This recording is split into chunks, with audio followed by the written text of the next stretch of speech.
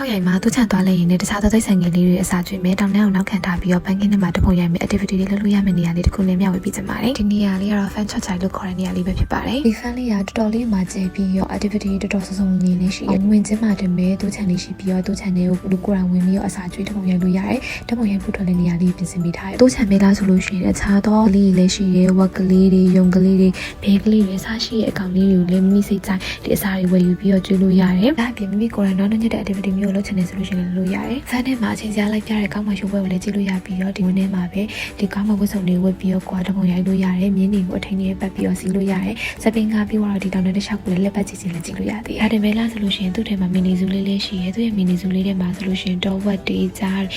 ဖြူတွေစက်သက်နဲ့မွေးစားတာတွေလည်းဝင်ရောက်ကြည့်လို့ရတယ်ဒီဆိုပြင်မှာဖန်ချော့ချိုင်ထဲမှာအခမဲ့ဝင်ကြည့်လို့ရပြတိုင်းလေးရှိရဲပေါ့နော် Grace Road ကပြန်လာနောက်ကျနေဖြစ်တဲ့ကြောင့်ပြတိုင်းထဲတော့ဝင်ကြည့်ခဲ့ရပါဘူးဒီတစ်ခါ Grace Road ခရင်သွားတဲ့ထဲမှာဖန်ချော့ချိုင်လေးတော်တော်လေးသဘောကျတယ်ဝင်ကြီး150ပေးရပြီးတော့ activity တော်တော်စုံစုံလေးလေးရှိရဲအေးစစ်ချီလို့ကောင်းတဲ့နေရာလေးဖြစ်တယ်ခရင်သွားတဲ့အခါလည်းပတ်စရာနေရာလေးတစ်ခုရနိုင်မှုအတွက်မျှဝေပေးလိုက်ပါရှင်